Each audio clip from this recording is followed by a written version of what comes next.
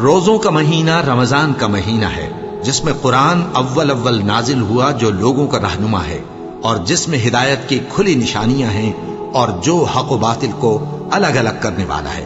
تو جو کوئی تم میں سے اس مہینے میں موجود ہو چاہیے کہ پورے مہینے کے روزے رکھے، اور جو بیمار ہو یا سفر میں ہو تو دوسرے دنوں میں روزے رکھ کر ان کا شمار پورا کر لے۔ اللہ تمہارے حق میں آسانی چاہتا ہے اور سختی نہیں چاہتا،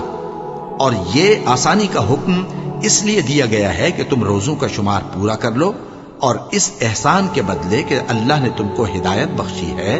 تم اس کو بزرگی سے یاد کرو اور اس کا شکر کرو۔